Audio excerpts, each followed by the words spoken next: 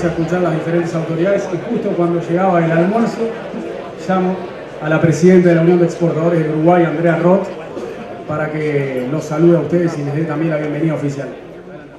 Muy buenos días para todos, estimadas autoridades, empresarios, periodistas, amigas y amigos. Es un honor para mí darles hoy la bienvenida a esta nueva edición de celebración del Día del Exportador que realizamos todos los años junto con el Banco República. Quiero agradecer muy especialmente a nuestros oradores por estar con nosotros aquí en el día de hoy, por la disposición y la rapidez con la que nos pudimos organizar para este primer almuerzo empresarial con las autoridades electas, en un momento que sabemos que es muy complejo y en el que se procesan grandes definiciones para delinear el próximo gobierno. Uruguay está atravesando un momento muy particular en el que el mundo se ha convertido en un espacio cambiante e incierto, la región está muy convulsionada y el país tiene grandes desafíos internos que son urgentes e importantes. Entre ellos, quiero destacar la necesidad de los exportadores en mejorar la competitividad del país, tomando a la competitividad en su concepto más amplio.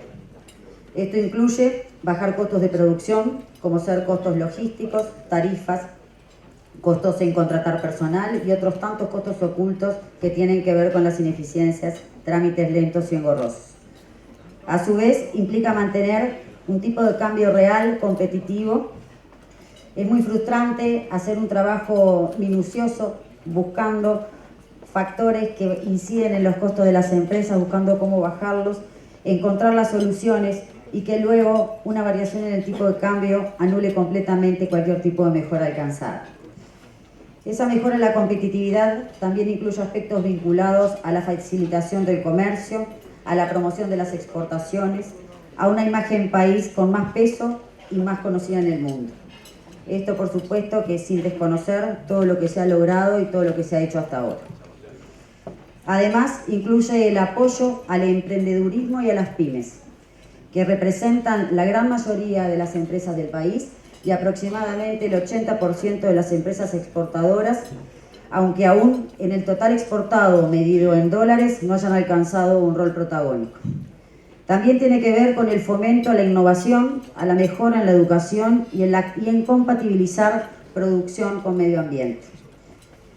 A su vez, es fundamental lograr una mejor inserción internacional.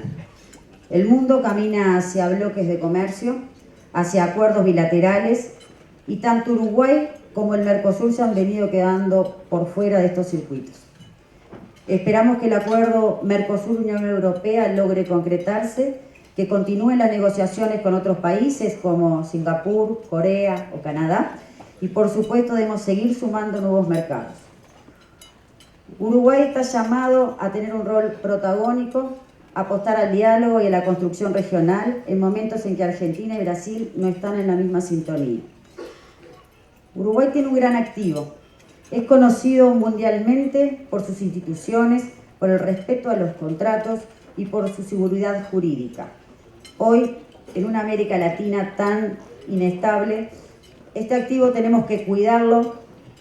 Es nuestra gran oportunidad de diferenciarnos aún más y demostrarle al mundo el potencial que tenemos. Este activo debe ser apoyado por una macroeconomía sólida y estable. Para eso es necesario mejorar algunas variables que se han venido deteriorando y aquí las cuentas públicas son un factor clave, ya que el peso del Estado está afectando al sector productivo en general y al exportador en particular. Hoy no hay espacio para soportar más impuestos o costos de cualquier tipo sin que se resienta aún más la actividad y el empleo. En este sentido, escucharemos muy atentamente a la futura ministra de Economía, la economista Azucena Ardereche, para que nos comente acerca de todos estos temas e interiorizarnos de primera mano en las propuestas del nuevo gobierno y cuáles serán las primeras medidas a tomar. Al mismo tiempo, nos proponemos quedar a disposición para iniciar el trabajo conjunto como hemos realizado hasta ahora con el actual gobierno. Por otra parte, como ya he comentado en otros encuentros y también a los expositores en reuniones previas, el año pasado en la Unión de Exportadores iniciamos varios grupos de trabajo conformados por exportadores de todos los sectores y tamaños de empresa para identificar problemas y plantear soluciones. Este camino viene dando sus frutos y me gustaría compartir con ustedes solo algunos de ellos. Logramos, con el apoyo del Banco República y del Ministerio de Economía, bajar a cero la tasa del BROU que pagaba la exportación, contar con un régimen simplificado para pequeños envíos, extender el plazo de uno de los programas de beneficios en la tarifa eléctrica, y esperamos que estos programas continúen porque son muy significativos, extender las tasas especiales de devolución de impuestos a un año en vez de 6 meses como era habitual, y también es muy importante poder mantenerse en el nuevo periodo de gobierno, y establecer reuniones periódicas con la Presidencia de la República con el fin de hacer un seguimiento conjunto de las necesidades de los exportadores, definir prioridades y mecanismos de articulación entre el sector público y privado. Quedan muchos pendientes para continuar con la nueva administración que va a asumir en marzo, pero algunos de ellos son, por ejemplo, la eliminación de ANSE, ¿sí?, que es una tasa del puerto obsoleta, creada hace muchos años, la creación de una agencia reguladora para el área de la salud, de forma de contar con un mayor reconocimiento internacional y mejorar la gestión, una reglamentación de la Ley de Gestión de Residuos que permita la adaptación de las empresas y evite su cierre. Por otro lado, y para terminar, y porque los protagonistas son los oradores que nos acompañan, quiero agradecer especialmente a todos los socios de la institución que han participado este año activamente en todos los grupos de trabajo, que han hecho posible construir la agenda robusta que hemos construido y que hemos estado trabajando con el gobierno actual y que pretendemos seguir trabajándola con el gobierno entrante. Quiero agradecer también a todos los integrantes del gobierno, ya sea del Poder Ejecutivo como del Parlamento, tanto del oficialismo como de la oposición, por su receptividad hacia todos nuestros planteos. Y muy especialmente quiero agradecer a todo el equipo de la Unión de Exportadores, liderado por Teresa Eichenberg, por la dedicación incondicional puesta en el día a día y su trabajo, por la profesionalidad con que realizan el trabajo y hacerles saber la importancia y el valioso aporte que tiene su trabajo y todo lo que significa para los exportadores. Les deseamos a todos un excelente 2020 y muchas gracias.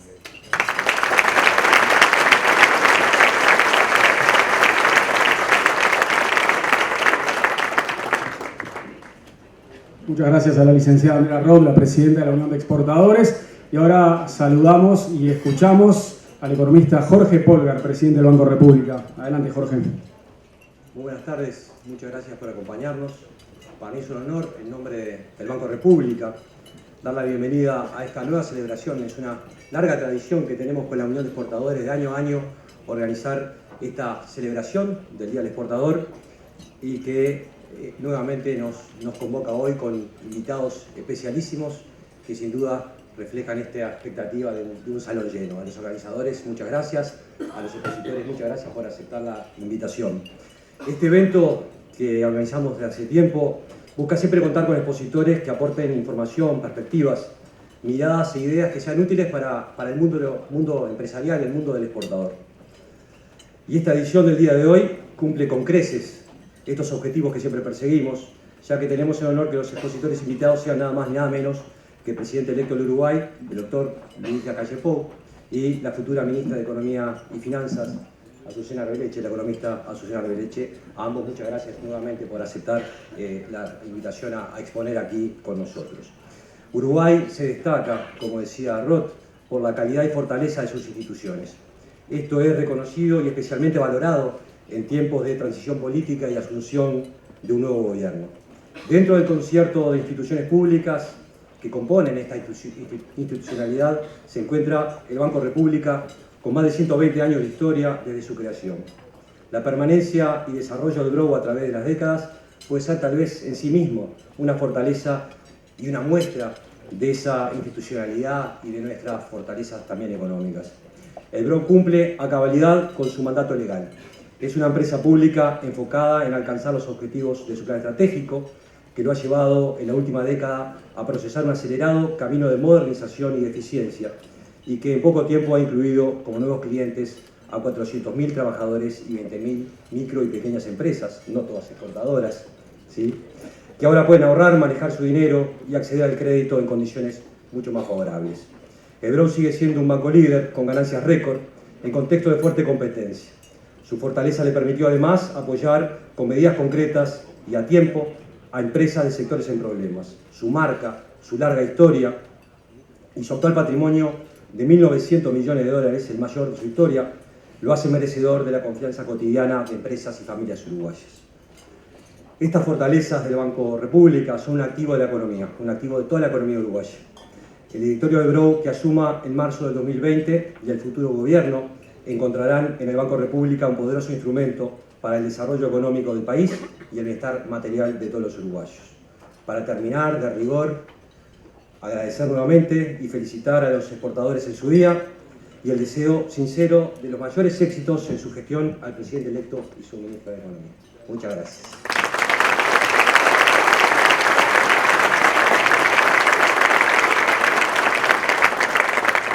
Muchas gracias, muy amable. Gracias al economista Jorge Polgar, presidente del BROW. Y ahora sí, empezamos a responder esa gran pregunta que tenemos hoy. ¿Qué esperar del quinquenio 2020-2025 con un cambio de gobierno a partir del 1 de marzo?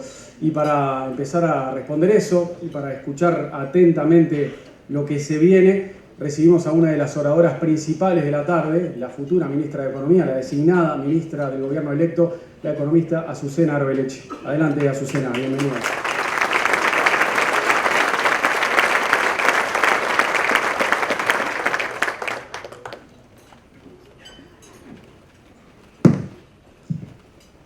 Muy buen mediodía para todos. Muchas gracias a la Unión de Exportadores, Andrea Roth, al Banco República, Jorge Polgar y a todos los exportadores, que además muy feliz día. Muchas gracias también por la presencia de las autoridades actuales de gobierno y bueno, y también, ¿por qué no?, saludar a las autoridades del gobierno electo, a nuestros compañeros del gobierno electo que hoy nos acompañan en este mediodía. Hace 4 días que iniciamos formalmente la transición. El lunes a las 10 de la mañana acompañamos al presidente electo Luis Lacalle Pou, senador Álvaro García, el senador Álvaro Delgado. Nos reunimos con el director de OPP Álvaro García, el senador Álvaro Delgado, el doctor Rodrigo Ferrés, Nicolás Martínez, que lo veía que estaba por ahí, y por supuesto la vicepresidenta electa Beatriz Argimón. Y si bien esto recién fue el día lunes, han sido 4 días muy dinámicos. Hemos esperado mucho tiempo, hace 5 años que venimos trabajando para que llegara este momento, y bueno, llega el momento y la verdad que el dinamismo es grande, porque además toca en una semana que tiene algunos aspectos coyunturales interesantes que vamos a tocar a lo largo de esta presentación.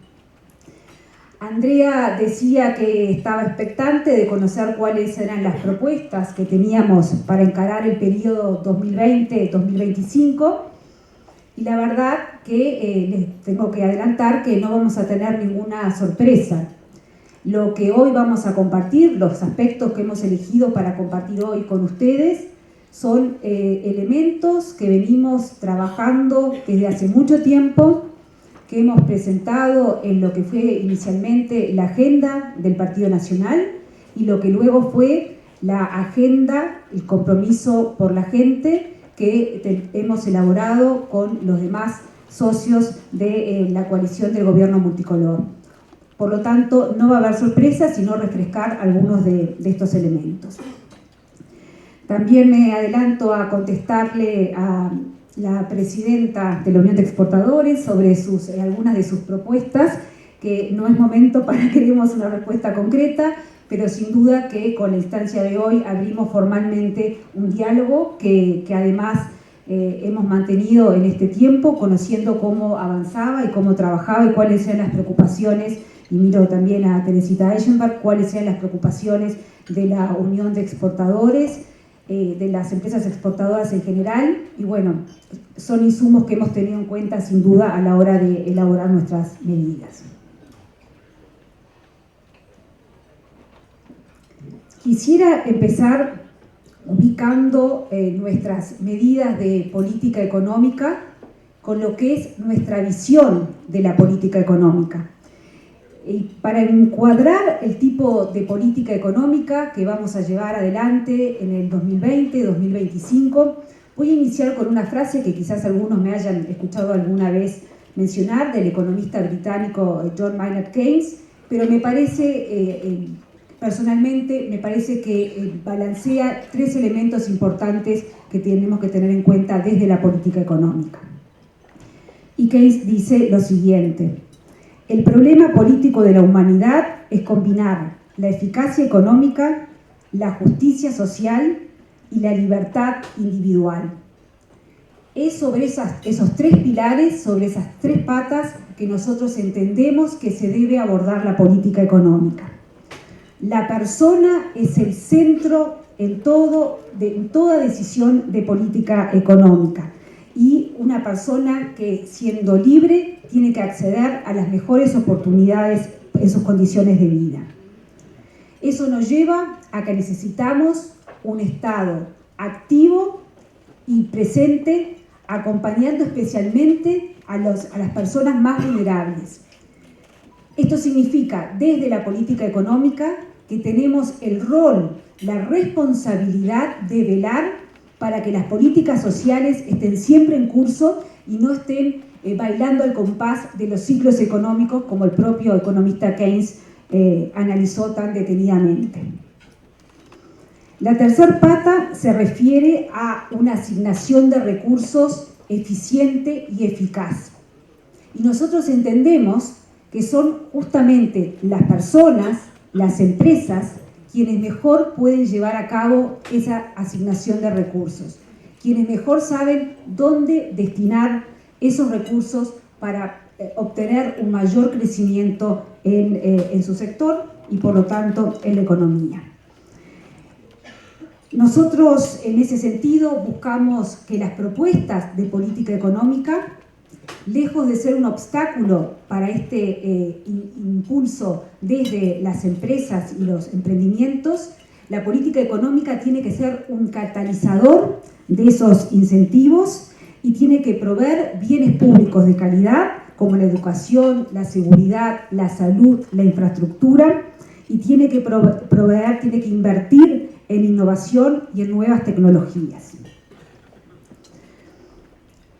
Dado este encuadre, tenemos que situarnos cuáles son entonces las prioridades de la política económica. También hemos repetido a lo largo de la campaña, y no estamos con algo diferente en este momento, que el principal desafío que enfrenta el gobierno actual y el gobierno siguiente en materia de política económica se refiere a la creación de empleo. Y para crear empleo tenemos que retomar la senda de crecimiento, y para eso tenemos que invertir. El crecimiento promedio de la economía uruguaya en el periodo 2015-2018 ha sido poco más de 1,5% crecimiento promedio anual. Tenemos una inversión que viene en caída desde el año 2015, caída en términos reales. Si tomamos el último dato disponible, que es en el segundo trimestre del 2019, la inversión cayó 4,1%. Y si miramos el nivel de inversión en términos del producto que tenemos hoy, estamos apenas por debajo, muy similar a la situación en 2005. En materia de empleo, hemos dicho varias veces que nos preocupa la destrucción de puestos de trabajo. Desde el 2014 a la fecha hemos tenido una destrucción de más de 56.000 puestos de trabajo. Y esta destrucción de puestos de trabajo se da a lo largo de todos los sectores de la economía. Si miramos un poquito, levantamos un poquito la mirada y ya no comparamos solamente con el último periodo de gobierno, sino con lo que es tomamos una mirada más histórica, vemos que a fines del siglo XIX el producto per cápita de Uruguay era muy similar al de Estados Unidos. Hoy ese ratio es de menos de 0,4, o sea, está en casi la tercera parte, no llega a la mitad el producto per cápita de Uruguay en relación a Estados Unidos. Y eso, por supuesto que el producto per cápita no lo es todo, pero es un indicador que nos muestra que hay que agregar, hay que sumar, hay que retomar la senda de crecimiento, y a eso por supuesto que agregar elementos que se refieren al desarrollo humano.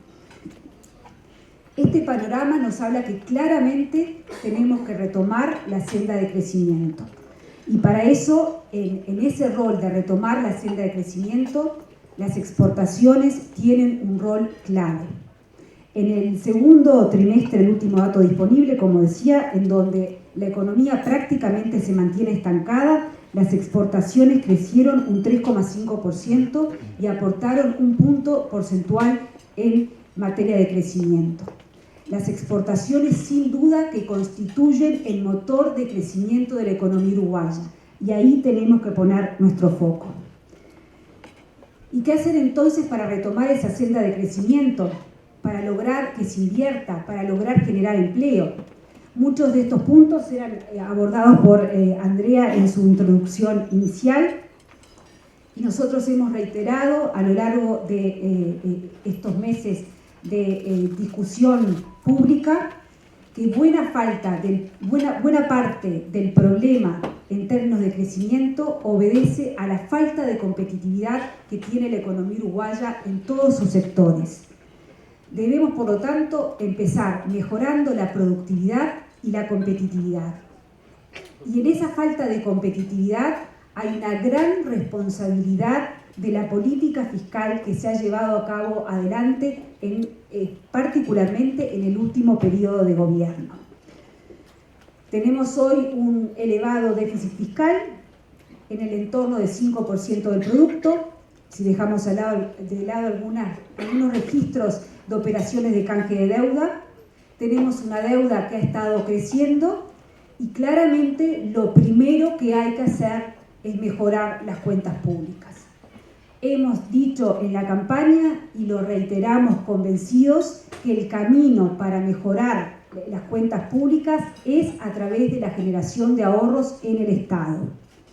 Al principio de esta semana, la calificadora Fitch planteaba que era desafiante que se pudiera llevar a cabo el ahorro planteado por parte del gobierno de coalición, y también se refería que algunos miembros del gobierno actual y de gobiernos pasados veían difícil poder acceder a esos números. Nosotros estamos absolutamente convencidos que el camino es la generación de ahorros, y acá sí puedo contestar alguna de la pregunta de Andrea, que aumentar los impuestos es exacerbar el problema de estancamiento en la actividad económica que estamos teniendo hoy en día. Y para decir esta afirmación, como también lo he dicho en la campaña, tenemos de apoyo un estudio minucioso, no solo de planilla Excel, de informes estudiados de la Auditoría Interna de la Nación, de reuniones mantenidas con personal del gobierno y con personal fuera del gobierno, con proveedores. Por lo tanto, reafirmamos nuestro compromiso de que la mejora en las cuentas públicas debe venir a través de la generación de ahorro.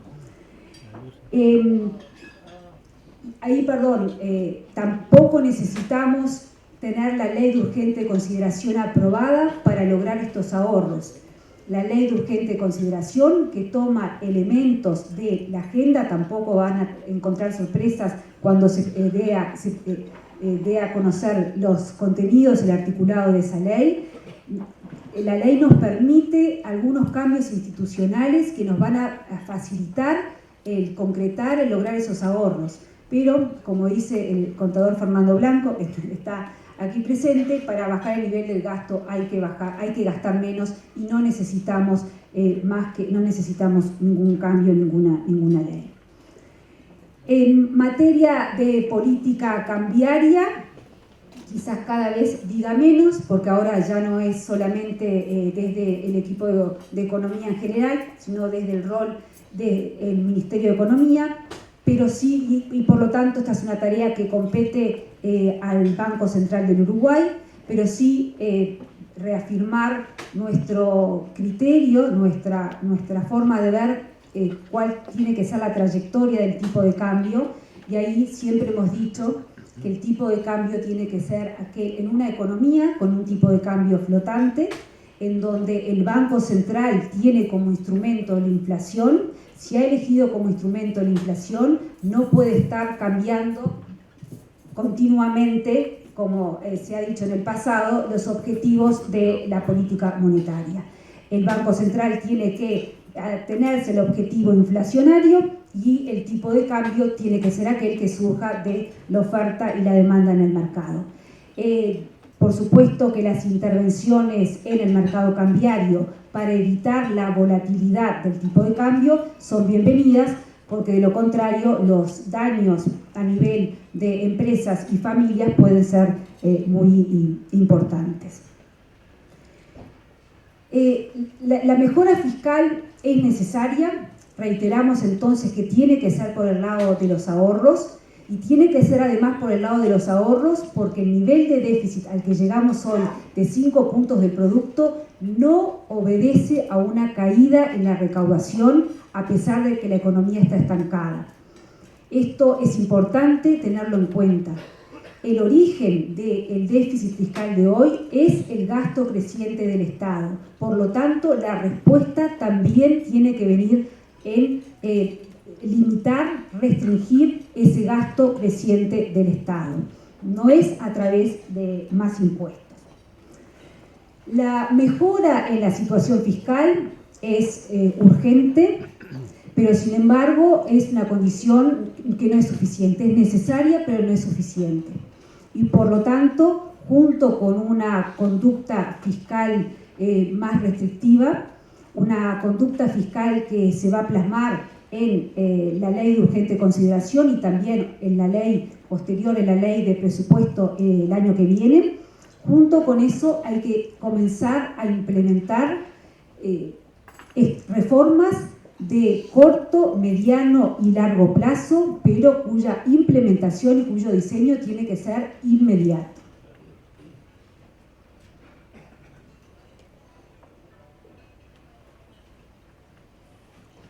Algunos de estos elementos de lineamientos que hacen a la mejora en la competitividad fueron planteados al inicio. Yo voy a tomar, en la introducción de Andrea, yo voy a tomar algunos de estos puntos que me parecen relevantes y que además la coyuntura de esta semana lo amerita sin duda. Y por lo tanto empiezo con el primer tema que empezamos la semana. La transición empezó movida, que es el tema de las empresas públicas y las tarifas públicas. El lunes tuvimos la reunión de inicio de la transición. 24 horas más tarde estábamos con parte del equipo de economía, reunidos con el contador Álvaro García, ahí sí, preguntándole el motivo que llevaba a la congelación de tarifas públicas, al no aumento de las tarifas públicas, como es usual en nuestro país, en los meses de enero. Lo que solicitamos en ese momento fueron los datos que estaban detrás de esa decisión. Se tomó nota, hubo buena recepción por parte de las autoridades actuales. Nosotros vamos a solicitar también por escrito lo que solicitamos en esa reunión. Vamos a solicitar entre otros datos, estimaciones de los flujos de fondo de caja de las empresas públicas. Nos preocupa la situación de caja con la que se terminará este periodo de gobierno de las empresas públicas, y también vamos a solicitar la opinión y los informes de las unidades reguladoras correspondientes. Esos son elementos que nos gustaría tener para entender la decisión del gobierno. ¿Qué es lo que nosotros pensamos en este tema? ¿Qué es lo que hemos propuesto y volvemos a proponer? El tema es, a nuestro entender, bien sencillo y tiene dos partes. En primer lugar, las tarifas públicas tienen que ajustarse de acuerdo a los costos reales de las empresas públicas. Eso es lo que hemos pedido a lo largo de todos estos años y eso es lo que no hemos visto en muchas oportunidades. En enero de 2015, cuando hay un cambio de administración, algunas tarifas públicas aumentaron, los combustibles disminuyeron, pero la disminución que podían haber tenido los combustibles era mucho mayor a la que se dio porque el barril de petróleo había caído significativamente. Por lo tanto, en ese momento lo que se dio fue un ajuste, el ajuste de tarifas y un aumento de impuestos encubiertos. Nos opusimos y nos oponemos. Eso no es lo que hay que hacer. Las tarifas públicas tienen que reflejar los costos de las empresas. Ese es el primer punto. Y para que esto sea así, es que nuestro compromiso del gobierno multicolor hemos reivindicado el papel que tienen las unidades reguladoras. Las unidades reguladoras tienen que tener una independencia orgánica, funcional, tienen que estudiar la estructura de costos de cada empresa y en base a eso informar al Poder Ejecutivo, quien tiene la potestad de realizar el aumento que considere correspondiente, basado en los informes de las unidades reguladoras. Si esta institucionalidad ya estuviera vigente, no teníamos todas las idas y vueltas de esta semana con el tema de las tarifas públicas. Entonces, la primera pata es que las tarifas públicas reflejen los costos reales de las empresas. Esto nos lleva a la segunda pata. Si los costos, está bien, reflejan los costos, pero si los costos son elevados, si tenemos empresas públicas ineficientes, seguimos con el problema de altos costos país. Seguimos pagando energía eléctrica y combustibles que son de los más altos de la región. Y ahí es donde viene nuestra agenda de mejora de la eficiencia de las empresas públicas, que tiene que ver con una gobernanza distinta de las empresas públicas, políticas de directorios claras, políticas de dividendos claras, políticas de inversión claras. Recordemos que también en ese 2015, cuando inicia la administración, se mejora los resultados de las empresas públicas, no solo por aumentar las tarifas, sino porque la inversión bajó de forma estrepitosa. También es importante, dentro de esta mejora en la eficiencia de las empresas públicas, que las empresas públicas se focalicen en su objeto. No tenemos que agregarle a las empresas que hagan lo que no tienen que hacer y luego tener que subsidiar estos otros emprendimientos. Y finalmente, esta mayor eficiencia también se logra con reformas que hacen a la competencia en los mercados o en algunos segmentos de los mercados de las empresas públicas. Pero todos estos elementos a los que me estoy refiriendo es esta segunda pata de mayor eficiencia. Hay que mejorar la eficiencia para lograr bajar los costos y que eso se traduzca en una menor tarifa pública para todas las empresas. El segundo aspecto al que me quiero referir, que sin duda es muy relevante para mejorar la competitividad de todos los sectores, pero especialmente el sector exportador, porque lo hemos escuchado en las reuniones que hemos mantenido con los técnicos de la Unión de Exportadores, es el que se refiere a la desburocratización y a la supresión de trámites innecesarios. Parece algo simple, pero es algo que además de que implica más costos para el Estado, porque lo hemos analizado también desde ese punto de vista, implica más costos para el exportador, para quien quiere emprender, para quien quiere exportar. No es, como les digo, no es el único sector, también lo encontramos en el agro y en otros sectores, pero claramente cuando vemos que se duplican los pedidos de información a los exportadores, cuando se les solicita un certificado por parte de un ministerio y luego ese certificado no es reconocido en el Mercosur, o cuando hay tasas que no tienen una contraprestación en algunos de los sectores, sin duda que esos son elementos que hay que revisar, simplificar y bajar los costos cuando no haya una contraprestación. También hemos observado que el llamado Sistema Transforma Uruguay es una institucionalidad compleja. Y en ese sentido, nosotros entendemos que hay superposición de áreas, de organismos, de funciones, de roles, y por lo tanto vamos a avanzar en una institucionalidad que sea más simple y más eficaz. Aquí no importan los nombres, los lugares, lo que nos importa son los resultados, y los resultados es cómo le va a las empresas, cómo le va al país, a la actividad económica, en definitiva, cómo le va al empleo, que es lo más relevante. Hemos estudiado este tema también de institucionalidad con Carmen Sánchez a nivel de las MIPYMES especialmente, y a nivel, no solo en Montevideo, pero a nivel del interior, en los departamentos del interior. Nos encontramos con casos en donde de repente en el departamento de Rivera hay 7 servicios de apoyo a emprendimientos y al sector empresarial. Bienvenido el apoyo, pero que sea eficaz y que sea eficiente. Esos son parte de los aspectos que vamos a revisar y simplificar.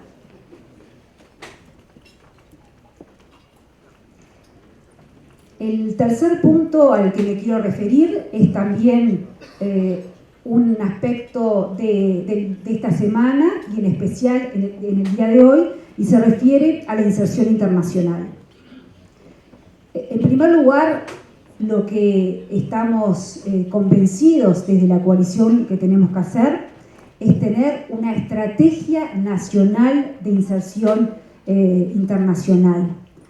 No hemos tenido una estrategia, hemos jugado de acuerdo a la coyuntura. No estamos diciendo con esto que nosotros vamos a dictar el camino exacto a seguir, pero sí tenemos que saber a dónde queremos ir y cuáles son los lineamientos para luego trabajar con nuestros socios y nuestros potenciales socios en ese camino. Y digo que es una semana especial, y hoy en particular, porque en este momento se está desarrollando, no sé si ya habrá terminado, la cumbre de Mercosur en Brasil, en donde nuestro compañero Diego Escuder acompañó, fue designado por el presidente electo Lacalle Pou, y acompañó a la vicepresidenta de la República en la cumbre, en donde entendemos que es un momento importante, que se pueden revisar aspectos que tienen que ver con el funcionamiento interno del Mercosur, con algunas de las tasas que cobran los países miembros, y también con algunas medidas que van más allá de los aranceles intra-Mercosur. Pero también es un momento bien importante, porque se puede definir un Mercosur diferente en su forma de relacionamiento con el exterior. En ese sentido, no es novedad que Brasil ha tenido una postura mucho más aperturista con el Mercosur, y en este momento está poniendo sobre la mesa, y entendemos que lo va a seguir poniendo, este perfil de menor proteccionismo y tener una agenda más abierta al mundo. Y esa es la postura que nosotros tomamos y que nosotros acompañamos con los momentos políticos correspondientes, como decía Luis, que quizás profundice al final sobre este aspecto, porque sin duda el relacionamiento con nuestros vecinos es fundamental, pero nosotros siempre hemos sostenido que el Mercosur no podía ser una jaula, tenía que ser un trampolín para que el Mercosur comercializara con distintos bloques en el mundo. Tenemos grandes diferencias entre los países del Mercosur, tenemos características en lo que hace al grado de apertura, el grado de industrialización bien distinta, y por lo tanto lo mejor para Uruguay es ir a acuerdos marco o acuerdos que nos permitan, acuerdos marcos donde cada país pueda avanzar a su velocidad propia de acuerdo a estas características. Como decía Luis Alberto Herrera, la indumentaria diplomática tiene que ser hecha a medida para cada uno de los países y acá no hay una talla única como encontramos en otros temas. Sin duda que en el Mercosur tenemos por delante el Tratado de la Unión Europea, tiene que avanzarse en ese acuerdo, tiene que firmarse y tiene que ratificarse, y ahí tenemos que saber potenciar los beneficios de este acuerdo por el cual se ha trabajado durante tanto tiempo, y en ese sentido estamos hablando de los elementos más estructurales de tarifas públicas diferentes, de una carga burocrática menor, porque si abrimos el mundo pero no tenemos esa estructura de competitividad mejor, no vamos a estar inexorablemente mejor porque tengamos los mercados. Tenemos que aprovechar la oportunidad de tener más y mejores mercados, pero también con una buena competitividad. Y por supuesto que tenemos que mitigar los costos que van a tener algunos sectores con estos tratados comerciales. Bienvenidos los acuerdos comerciales, pero tenemos que ser cuidadosos para potenciar estos sectores que se benefician y cuidar, transitar, acompañar en la reconversión de los sectores que van a ser castigados. Me dijeron que hable largo y capaz que estoy hablando demasiado largo, pero para terminar con el Mercosur, me parece que es importante, por supuesto, que seguir avanzar en las negociaciones, en los diálogos que están pendientes con Canadá, que están vigentes, Corea del Sur y Singapur, y sin duda avanzar también en diálogos exploratorios como los que hay con Japón, India, etcétera. Y por supuesto que tenemos que ya, dejando Mercosur, tenemos que acercarnos a China, tenemos que acercarnos al mercado asiático, en donde obviamente que China es un jugador sumamente relevante para nosotros, y de vuelta tenemos que encontrar el camino en este Mercosur más aperturista, flexible, para que podamos lograr esa alianza estratégica ahora sí con China. Hemos reiterado varias veces que además de los acuerdos nuevos tenemos que aprovechar los acuerdos de complementación económica. Ahí cuando hemos conversado con el sector arrocero, sabemos que Perú es un mercado importantísimo para el arroz y sin embargo, teniendo un acuerdo de complementación económica con el Perú, se podría buscar beneficios que hoy no los estamos teniendo. Así que sin duda que lo que tenemos que también aprovecharlo mucho mejor. Y para terminar el punto de inserción internacional, vuelvo a lo que dije con respecto al Tratado de Unión Europea con el Mercosur.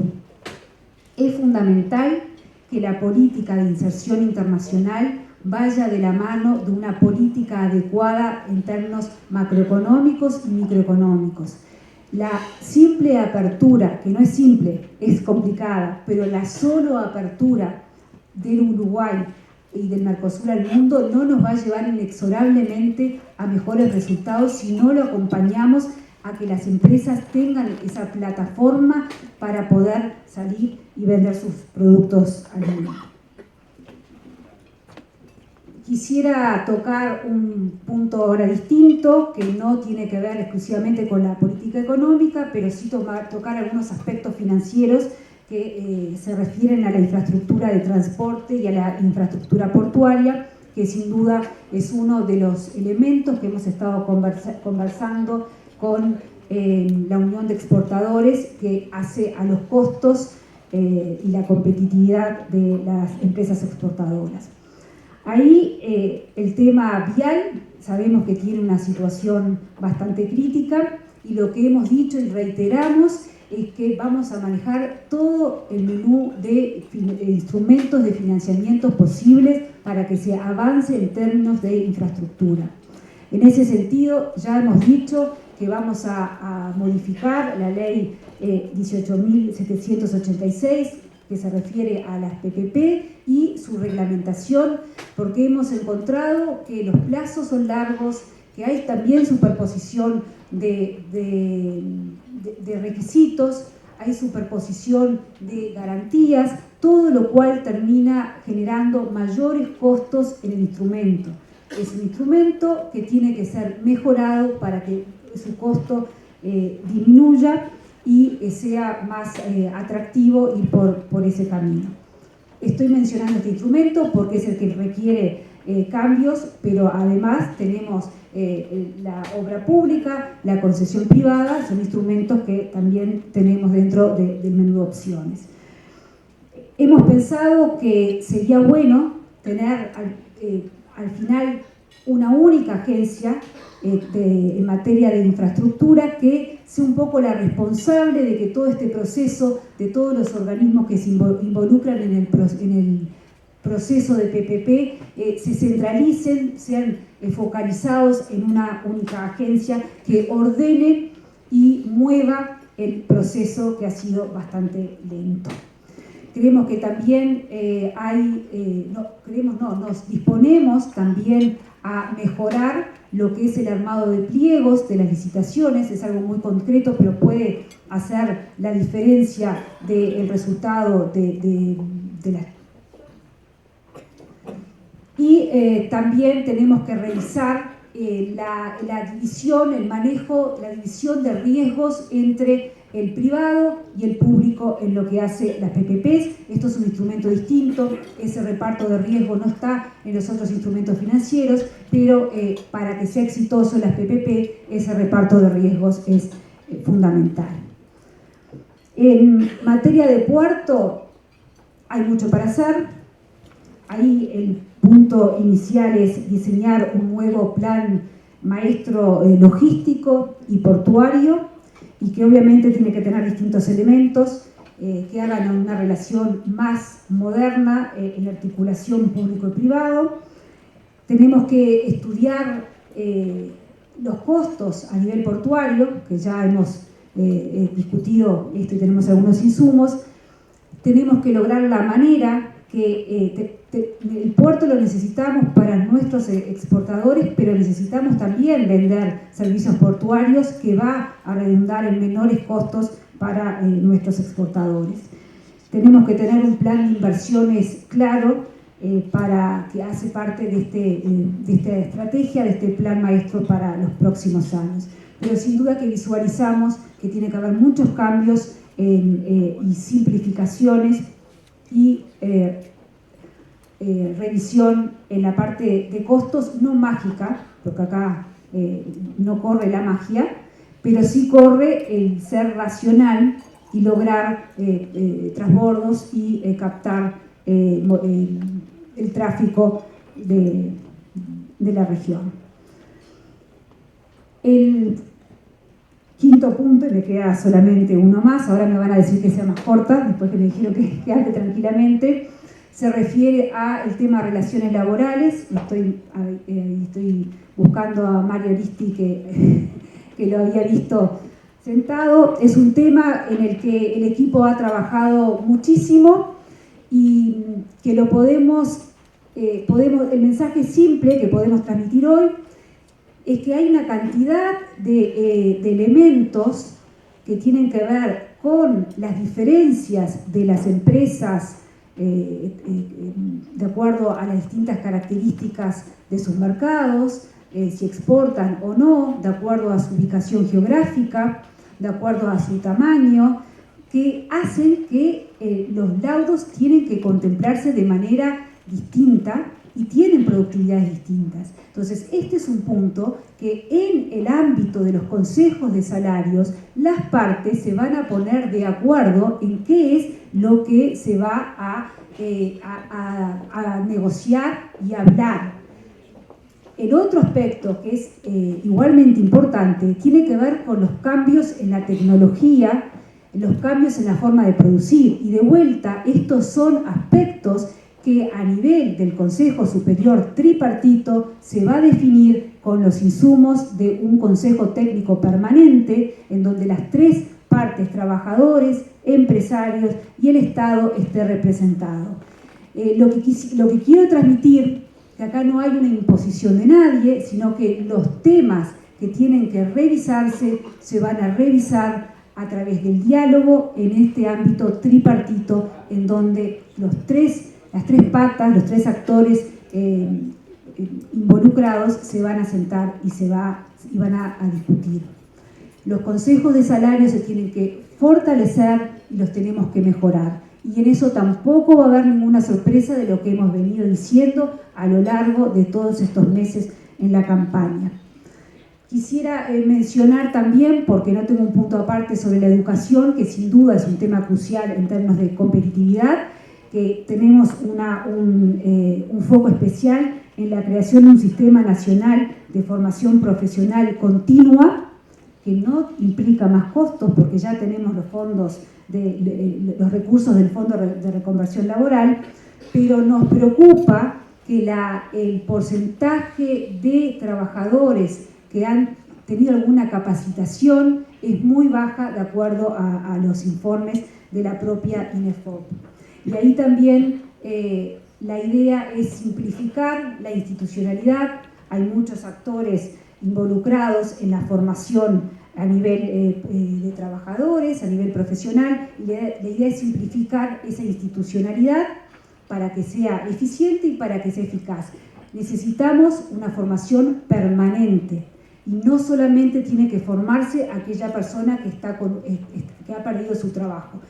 Todos los trabajadores necesitan tener esa capacitación. Y esto también nos lleva al tema de la formación dual, que es un tema que hemos venido también mencionando en estos tiempos. Hemos dicho, reiteramos, que el decreto que se refiere a la ocupación de los lugares de trabajo va a ser derogado. No hay ninguna novedad tampoco en ese aspecto. El último punto, y no por eso el menos importante, es el que se refiere a la innovación. Y creo que acá lo que tenemos que hacer es trabajar con una cabeza de que tenemos que exportar con valor agregado. Pero ese valor agregado es un valor agregado muy amplio, un valor agregado que incluye el valor agregado ambiental. Quizás estamos con un enfoque de valor agregado más tradicional y que tenemos que ayornarnos y ir con este enfoque más amplio. Los servicios de informática tienen valor agregado, pero también la exportación de carne o la exportación de ganado o la exportación de cultivos tiene valor agregado. También la industria autopista tiene valor agregado. Todas las industrias, no se sientan mal a quien no mencioné y esté hoy acá, porque sabemos que todos los sectores pueden tener valor agregado. Y podemos agregar conocimiento en las distintas fases del proceso de lo que estamos exportando. Y yo creo que ahí tenemos un gran desafío en cómo amalgamar una agenda de investigación científica y de innovación con las características propias de cada uno de los sectores de la economía, con el acceso a los mercados, a los distintos mercados, con la marca país y, por supuesto, como mencionaba recién, con todo el sistema educativo y con lo que son y serán, a través del nuevo ministerio, las políticas medioambientales, que sin duda es algo que tenemos que cambiar, incorporar de forma rigurosa y sistemática en nuestro abordaje al tema. El mensaje en este plano es simple: hay que mirar los lugares en donde tenemos ventajas comparativas y tenemos que poner allí conocimiento. Lo que hacemos bien lo tenemos que hacer de forma excelente. Tenemos que ubicar al Uruguay en la vanguardia en la exportación tanto de bienes como de servicios con valor agregado, en este sentido amplio del valor agregado. Por lo tanto, agradezco este tiempo con ustedes, haber compartido este primer intercambio formal como gobierno electo en la transición, y vuelvo al punto de vista inicial que decía que la política económica que vamos a llevar adelante en el periodo 2020-2025, todos sus lineamientos van a tener como centro a la persona. El Estado tiene que ser el catalizador de los emprendimientos, de las empresas, pero el gran trabajo, sin duda, que está en manos de todos ustedes, y el crecimiento necesita del sector exportador para retomar su dinamismo. Así que muchas gracias, y le paso la palabra a Luis Lacalle Pou. Presidente electo de la República, doctor Luis Lacalle Pou.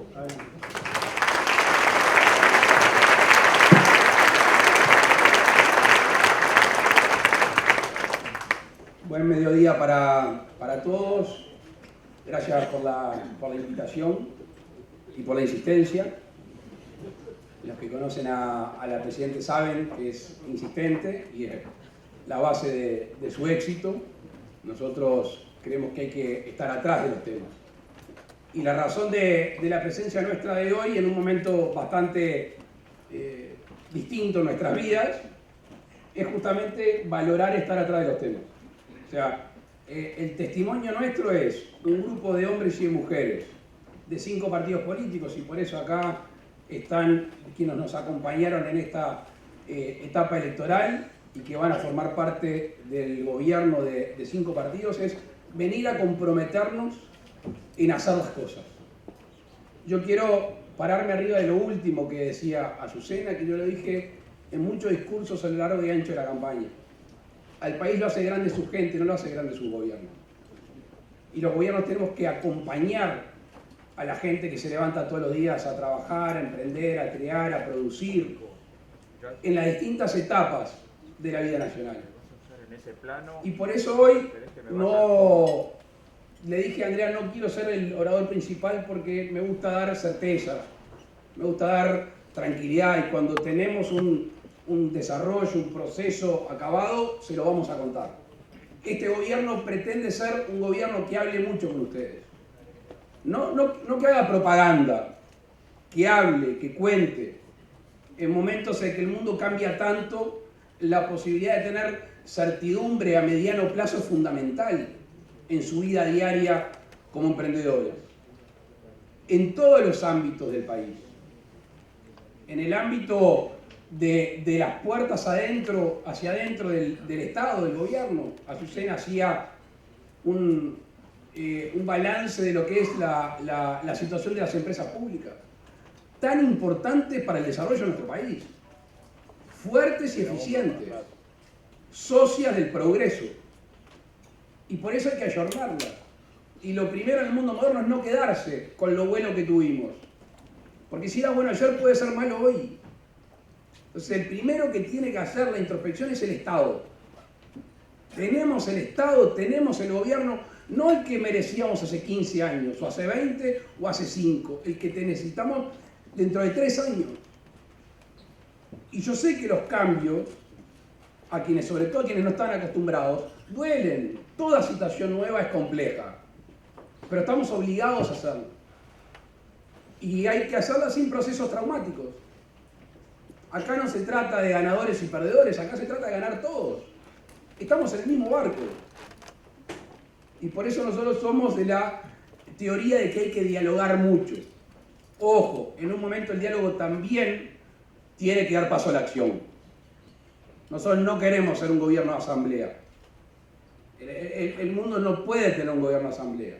Sí, un gobierno de una amplia base de diálogo, de comprometer y representar la mayor cantidad de gente posible, pero después a la acción, porque a nosotros nos eligieron para hacer, para transformar, para cambiar, y ese es el compromiso. Si toda esta ingeniería que nos costó este trabajo de llegar al gobierno termina en acceder al gobierno, en realidad no nos merecíamos llegar. Esto recién está empezando. Obviamente que empieza a la uruguaya, y en este caso la uruguaya como un signo de distinción positivo. Yo venía para acá hablando con el presidente de la República, que me invitaba a hacerme carona a Buenos Aires a la asunción de Alberto Fernández. Y para nosotros es normal, pero para el mundo no es normal. Entonces explotemos en el buen sentido de la palabra, en este mundo tan convulsionado, que un presidente de un signo político, después de 15 años de cambio de administración, que no está exento de fricciones, ya lo vieron ayer, sin perjuicio de eso, va a hacer una transición con el presidente electo a vista de toda la sociedad. Y eso es un factor político y tiene trascendencia económica, porque afirma el elemento de la confianza. Y en eso Uruguay se distingue. Yo estos días he recibido llamados de presidentes de muchos lugares. Hoy de mañana la de Pedro Sánchez. Recibí la de Alberto Fernández y la de Bolsonaro. Ahí tenemos un tema. Ahí tenemos un tema. Y el tema es tan simple para mí como dejar de gobernar o tomar decisiones internacionales en base a mis conveniencias nacionales. Explico. La representación internacional es de la nación, no es de mi ideología dentro de la nación. Y lamentablemente hay muchos líderes muy importantes en el mundo que están llevando las relaciones exteriores en base a su electorado o su gente para mantener el poder.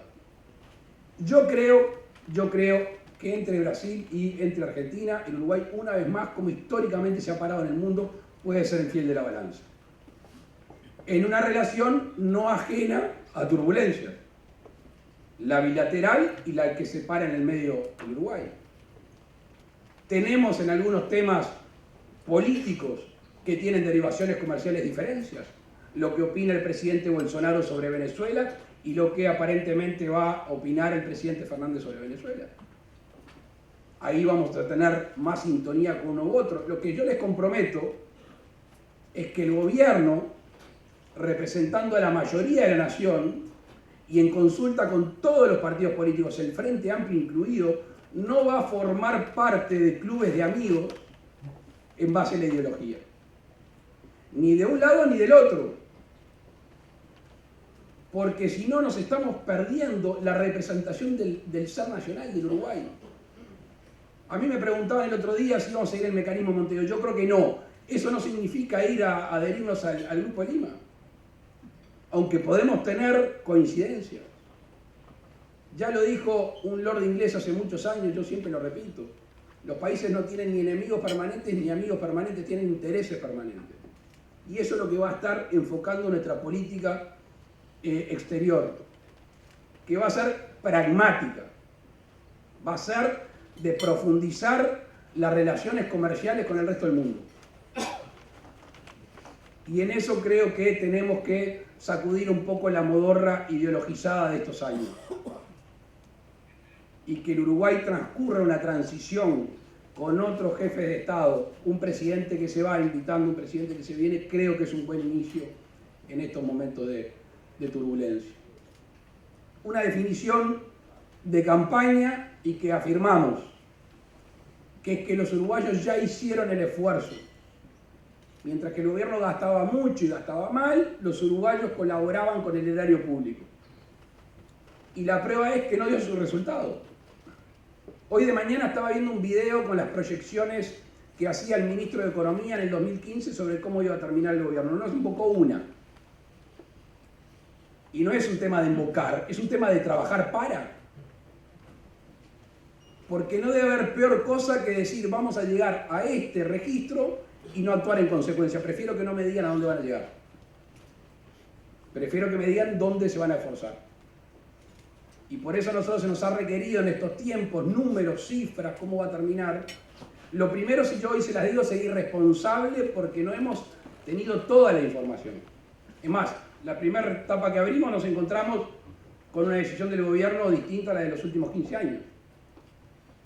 Y no vine acá a quejarme, simplemente para darles noticia de lo que estamos viendo. Eso no altera el compromiso de que el esfuerzo lo va a hacer el gobierno. Y es un esfuerzo, en toda la definición de la palabra, que no va a tener efectos traumáticos, donde el Uruguay tiene que tener un Estado fuerte. Yo creo un Estado fuerte. Ahora, denme un Estado fuerte en los centros educativos de la periferia de Montevideo, donde lamentablemente los chiquilinos lo están aprendiendo. Ese es un Estado fuerte. Ahí está un Estado justo. Deme un Estado justo que ejerza la autoridad en todo el territorio nacional y no una policía que retroceda o zonas rojas que el Estado ya no entra. Ahí yo quiero un Estado fuerte. Un Estado fuerte, yendo temas que son más de su interés directo, que tenga participación efectiva en la infraestructura nacional. Que de alguna manera tenemos que mirar el mapa de nuestro país y tenemos que actuar sobre él. Porque los procesos de descentralización están muy vinculados al transporte y la logística, además del confort de la nueva era.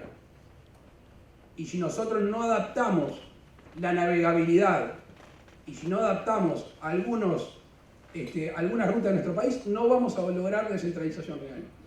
Aunque utilicemos instrumentos como las zonas francas, que yo soy partidario de la utilización en determinados lugares para concentrar desarrollo posible, tenemos que trabajar sobre la infraestructura. Y como decía Azucena, no nos amputamos ningún instrumento, ninguno. La PPP es un buen instrumento. Ahora, nosotros tenemos que ir a esos instrumentos que nos cuesten menos, no que lo que nos cuestan más. La PPP debería ser una opción, no una necesidad en base a la contabilidad del Estado, para no seguir sumando al déficit.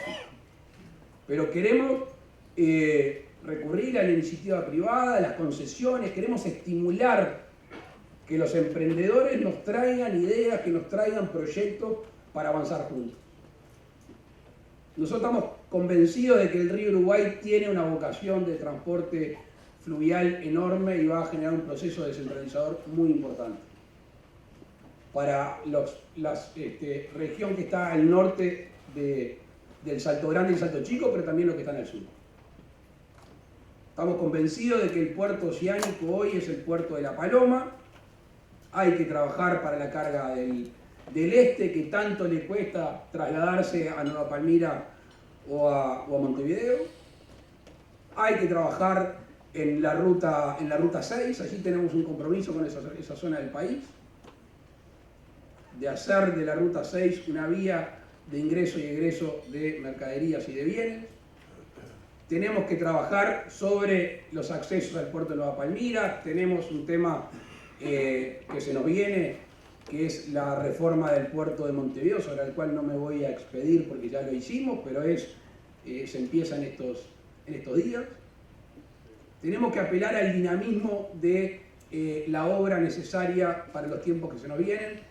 Veo ahí a Carlos Faropa, con el cual yo he hablado varias veces, de la capacidad que tenemos. ¿No te pusiste tímido?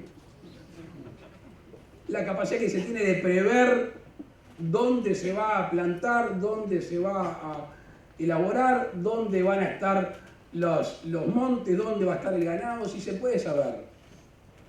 Tenemos que actuar ya quedan en contacto. Tenemos que actuar en consecuencia. Tenemos que pensar antes y pensar mejor, dentro de lo que este mundo nos permite hacer. Y después, por supuesto, que la preocupación mayor es la felicidad de cada uno de ustedes. Y lo atractivo y lo difícil es que la felicidad de cada uno de ustedes es distinta, de su propia acepción. Y la felicidad colectiva es la suma de que cada uno de ustedes esté bien. Y por eso queremos un país cohesionado, un país unido. No van a escuchar de este gobierno un insulto, un agravio, una descalificación. No lo van a escuchar. No porque no nos surja, pero tenemos un deber de unión nacional. Nosotros salimos todos adelante, juntos, tratando de soltarle las amarras, las mochilas, el lastre a los que emprenden, a los que piensan, a los que investigan, y también teniendo la mano solidaria, afectiva, al que está atrás de la fila, que lo tenemos que empujar. Esa es la tarea nuestra. Y es posible. Estamos convencidos que es posible.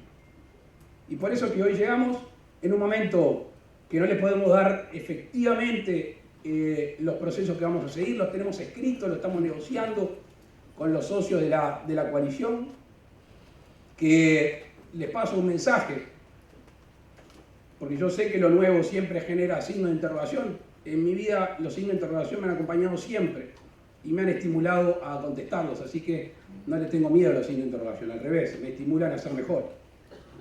Ahora, todos decían, y discúlpenme que hable un poco de política partidaria, pero bueno, hacer historia reciente, de que el Partido Nacional no se iba a poner de acuerdo después de la interna. Y tenemos a la primer vicepresidenta mujer, que ha sido una gran compañera en esta campaña, estoy seguro que va a ser una gran vicepresidenta. Todos decían que no nos íbamos a poner de acuerdo entre 5 partidos, claro, era nuevo.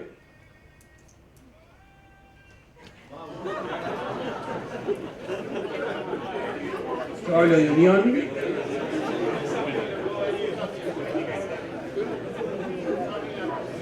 Así que aparte vamos a traer un quinqueño de Nacional. No estaría mal, pero no lo puedo prometer. Que no nos íbamos a poner de acuerdo y 5 partidos llegamos al gobierno. Y por eso es que nosotros estamos convencidos, en base a lo que pasó, lo que vamos a hacer. Y ya le están poniendo fecha de extinción a la coalición. Todavía no empezamos y ya nos están preguntando hasta cuándo se quedan. Yo sé que estamos todos ansiosos por hacer las cosas, yo sé que estoy más ansioso. Pero lo que pediría, y nosotros queremos empezar a demostrarlo, vamos a tener una ansiedad constructiva. Vamos a tener signos de interrogación sobre lo que podemos hacer, no sobre lo que podemos romper. Y eso va a ser muy importante en la relación gobierno-ciudadano, ciudadano-gobierno, que cada uno haga lo que tiene que hacer. Después, dentro de 5 años, le daremos la banda a otro hombre o mujer de nuestro país, con la satisfacción del deber cumplido, y alguien estará acá con ustedes, dando sus planes, y yo estaré haciendo la transición, entregándole un país mejor. Muchas gracias.